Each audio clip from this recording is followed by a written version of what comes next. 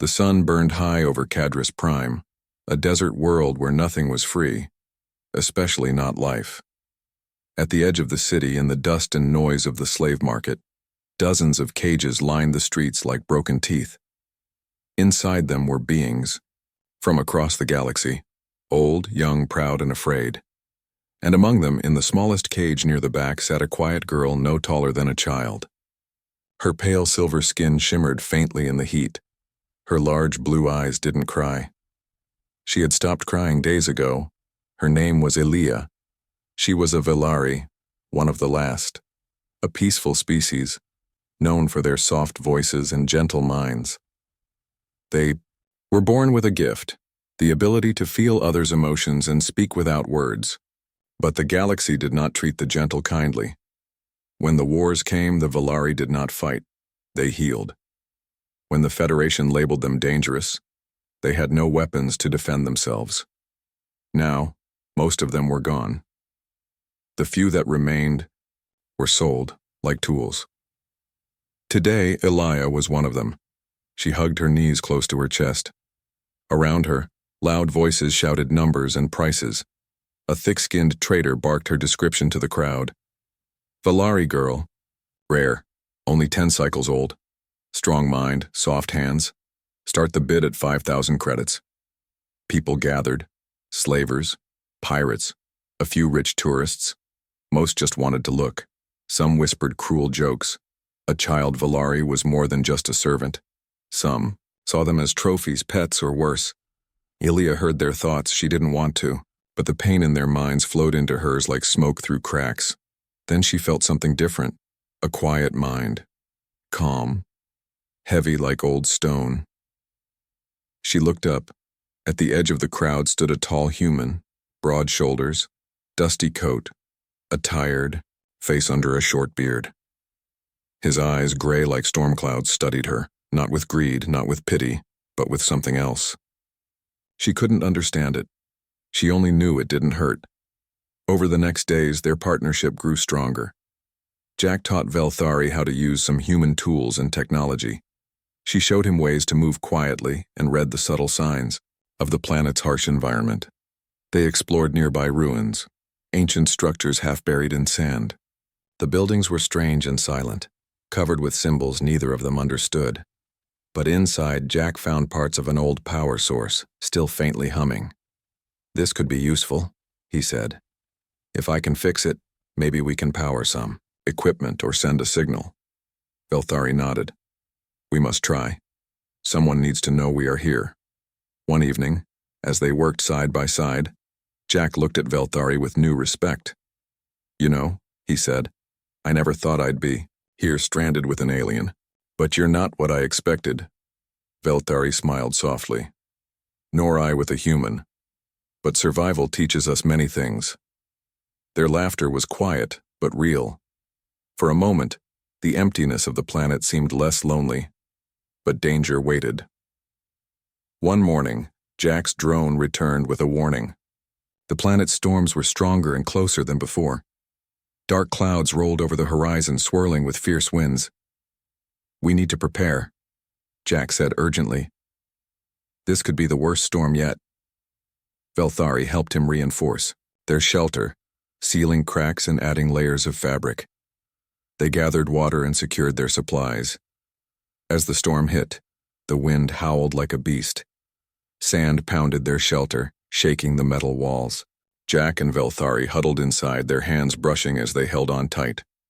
When the storm finally passed, the world outside was transformed. The sky was clearer, but the landscape had shifted. Rocks moved, dunes changed shape. Velthari stepped outside, breathing deeply. "The planet is harsh, it will test us every day." Jack joined her, looking up at the stars now visible again. "We're going to have to be smarter and stronger if we want to survive." Velthari placed a hand on his shoulder. "Together." "Then," Jack nodded. "Together." Days turned into weeks. They built a small garden using recycled water and soil from the ruins. Jack managed to repair parts of the power source, lighting up their shelter with steady energy. Velthari hunted small animals, not many but enough to add fresh food to their supplies. Despite the challenges, their bond grew.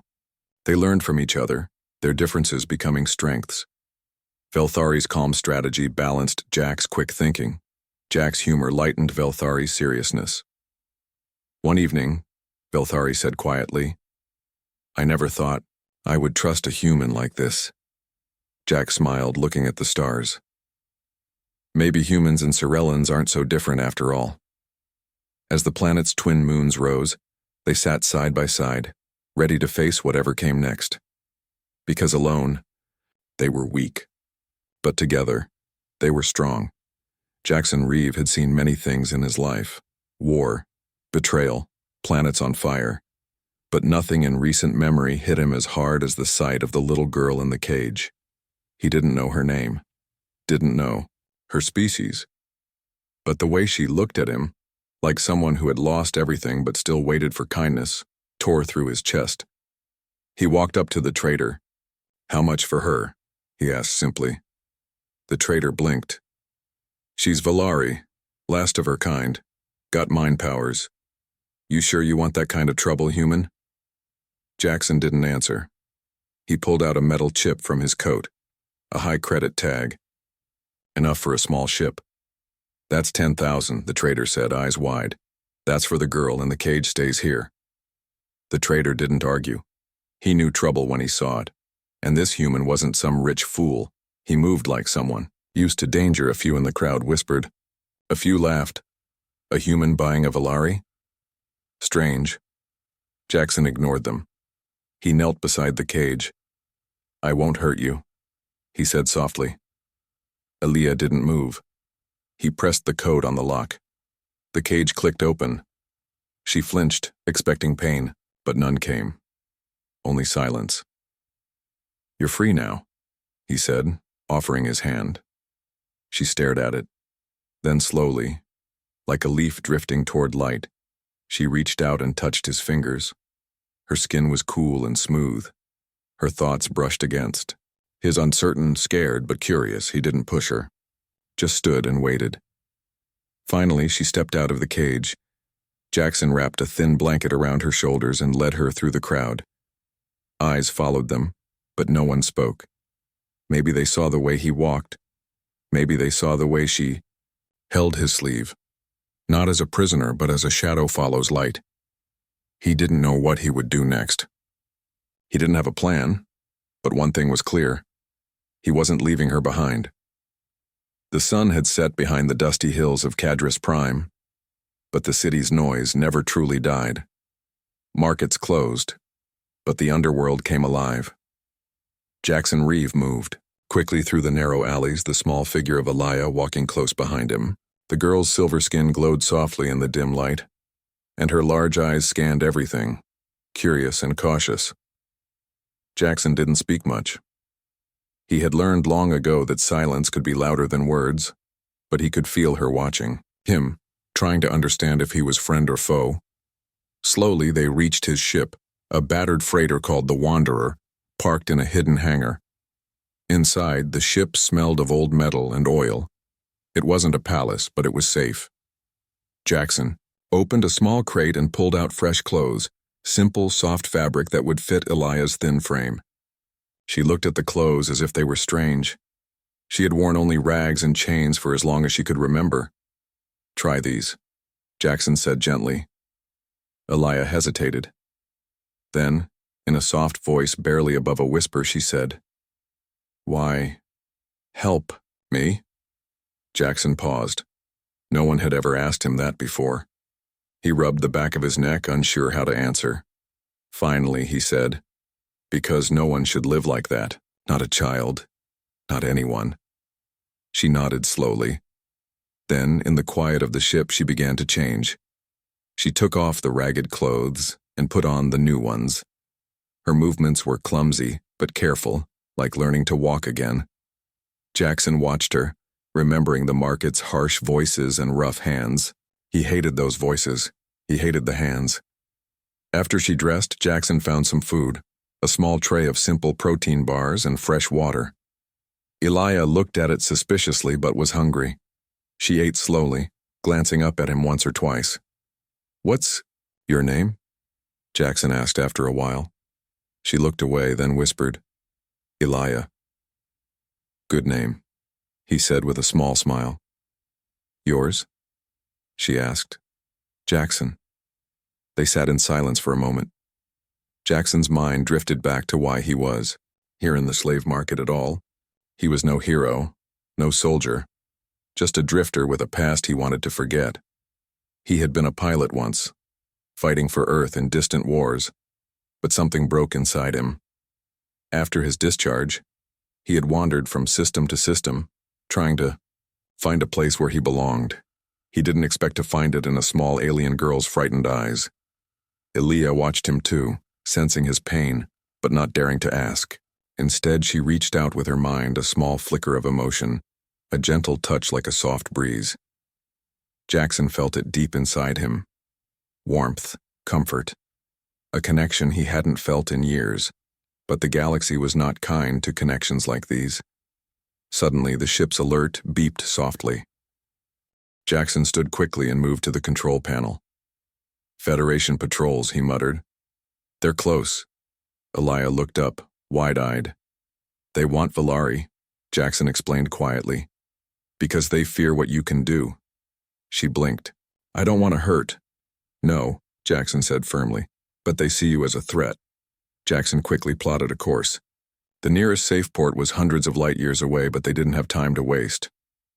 As the Wanderer lifted off, Jackson taught Elia how to stay low in the ship's corridors, how to listen for danger.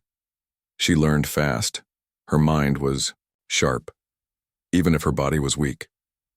For the first time since she was captured, Elia felt something new. Hope. During the long flight through empty space, Jackson began to ask her about the Valari. She told him stories of their peaceful world, green forests, glowing lakes, and cities built in harmony with nature. She spoke of her family, taken by the Federation soldiers, and how her people's power could heal minds and bodies. Jackson listened with growing respect. He had seen many species in his travels, but the Valari's gift was special. It was not just power, it was understanding. Elia showed him small signs of her ability. She closed her eyes, and Jackson suddenly felt calm, his worries less sharp, like a heavy weight lifting. You can help, she said quietly. Heal the hurt. Jackson smiled. Maybe we can heal each other. But the galaxy was watching. News of a human buying a Valari girl spread fast.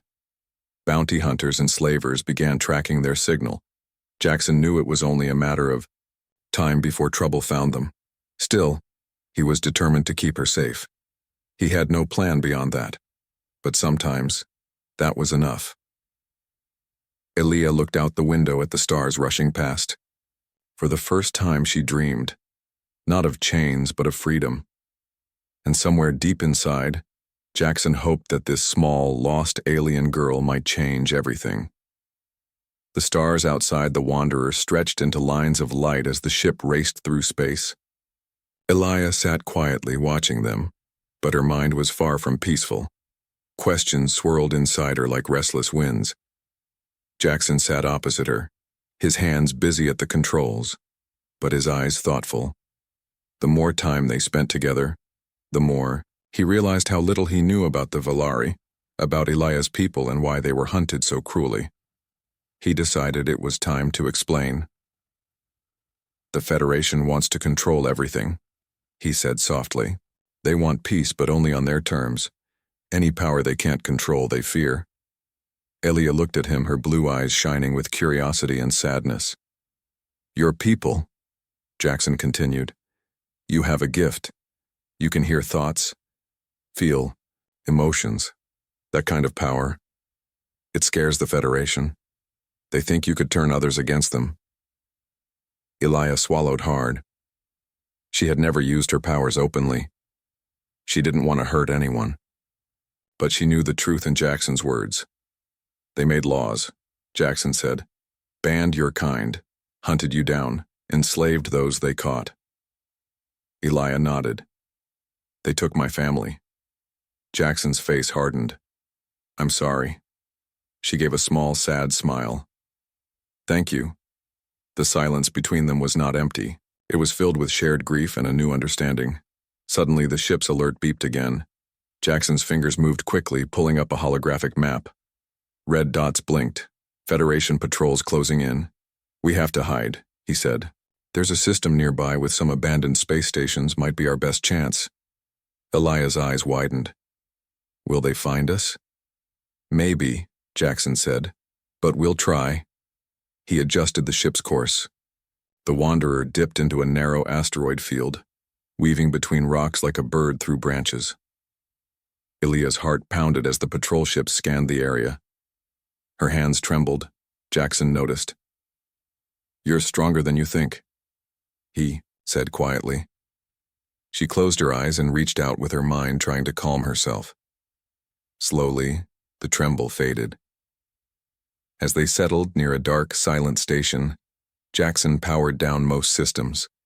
The ship's engines fell silent, and they drifted, like ghosts.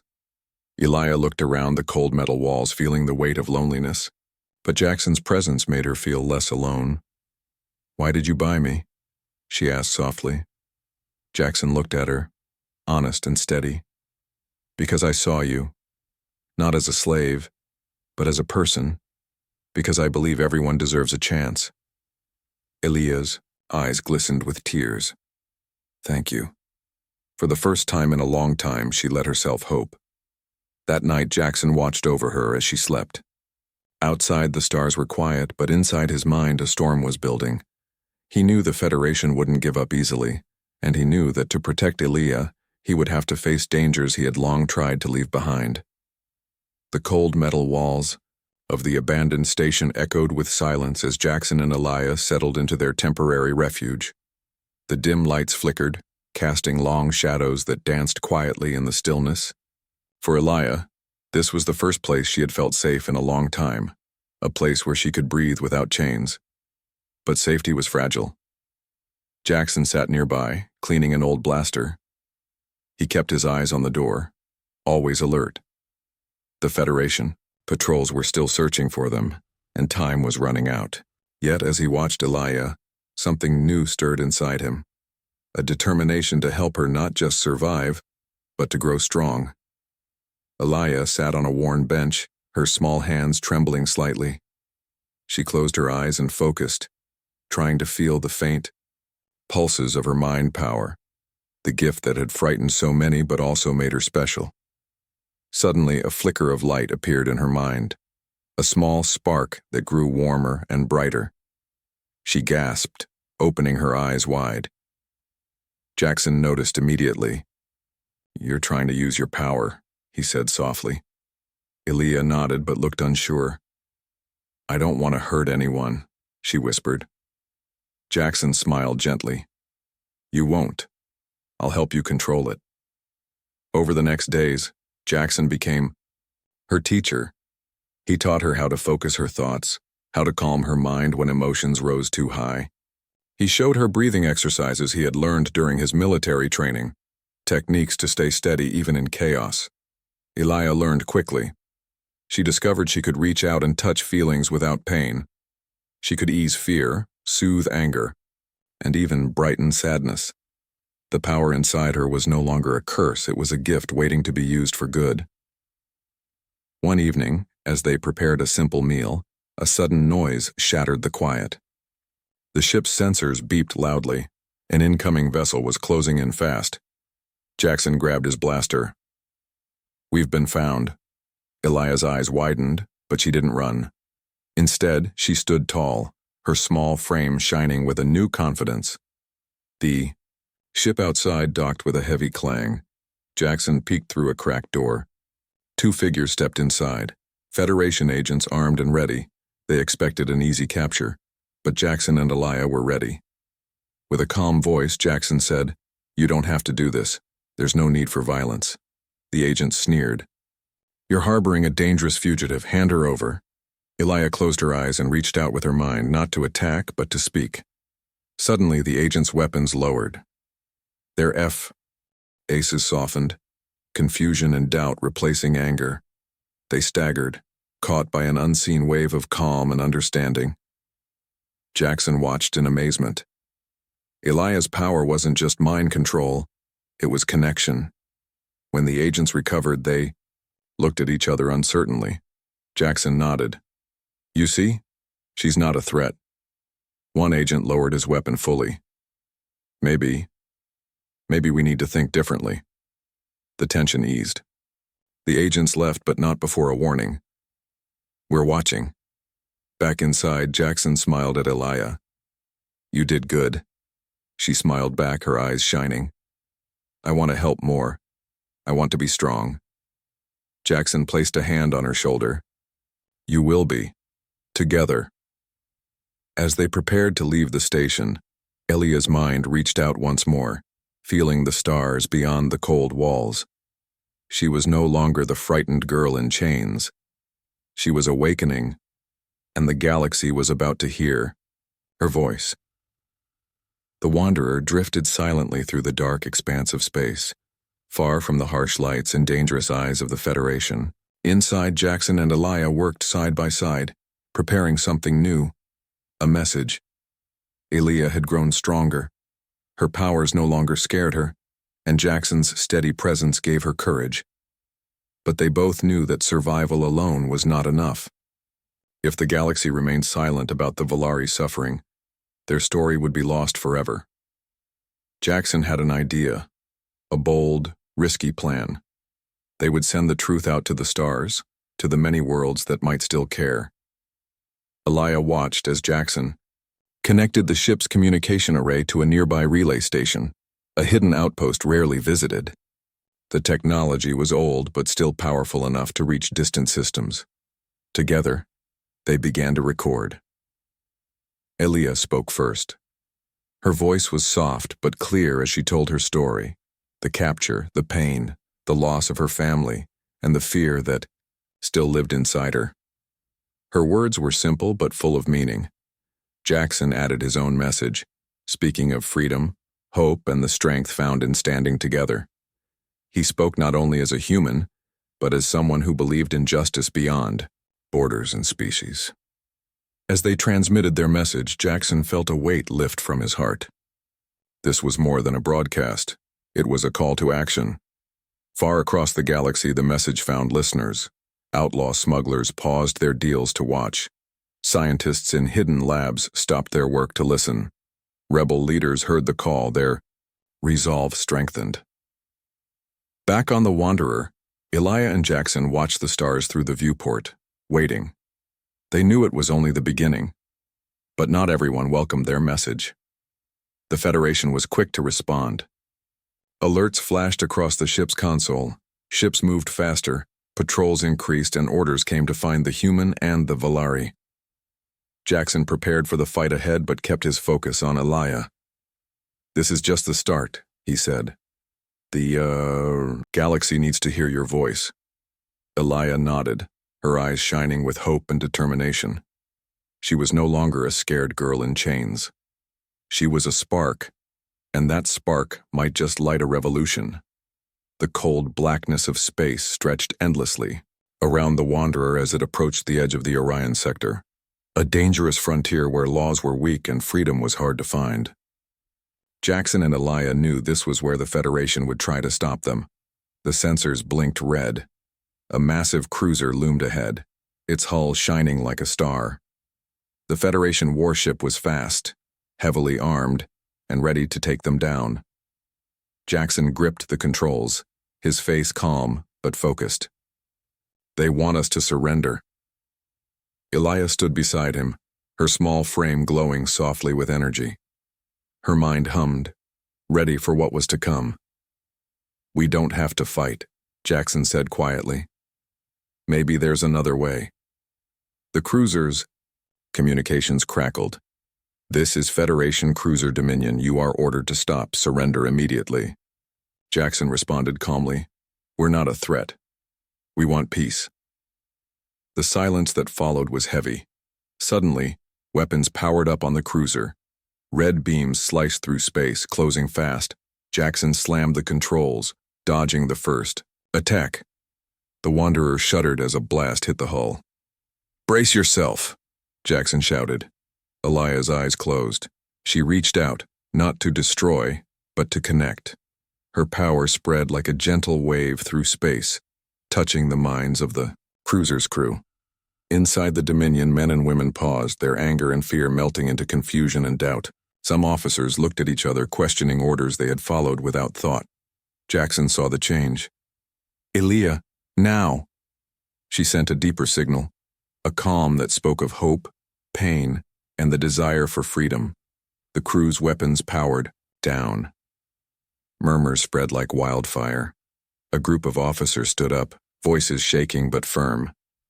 "We will not fire." A mutiny began. Jackson smiled. "You see? They're not enemies."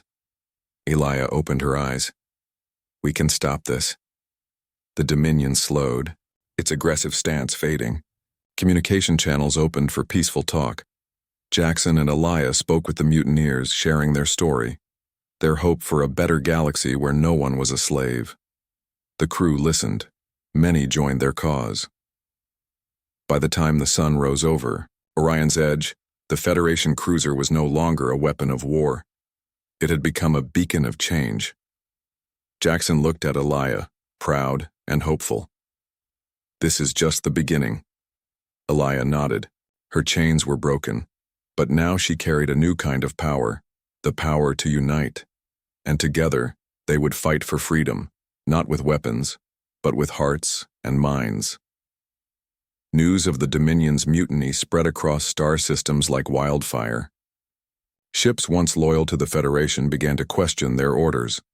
Underground networks grew stronger, and voices calling for freedom multiplied in every corner of space. Jackson and Elia became symbols, proof that even the smallest spark could light a great fire. In the halls of the newly formed Galactic Alliance, Elia stood tall. The little Velari girl who once cowered in chains now spoke before representatives of many worlds. Her voice, soft but clear, carried the weight of truth and hope. "We must remember," she said, "that no one should live in fear or bondage. Our strength lies not in weapons, but in understanding and unity." Her words were met with applause. Jackson watched from the crowd, pride swelling in his chest. He had never imagined this moment when he bought a frightened girl in a slave market. But here they were, leading a new way forward. The Federation was not defeated overnight. Many still resisted, the change clinging to old fears and power. But cracks had formed, and those cracks would grow. Together, humans, Velari, and many others began rebuilding trust. Refugees found safe homes. Former enemies became allies. The galaxy, once darkened by fear and oppression, slowly lit up with. Elia often looked to Jackson and said, "You saved me." Jackson smiled gently. "No, Elia, you saved all of us." The little alien girl who had been enslaved had become a beacon, a new spark lighting the path for many. And as the stars shone brightly outside the windows of the Galactic Assembly, one thing was clear. Humanity had not just broken her chains. Humanity had helped her soar.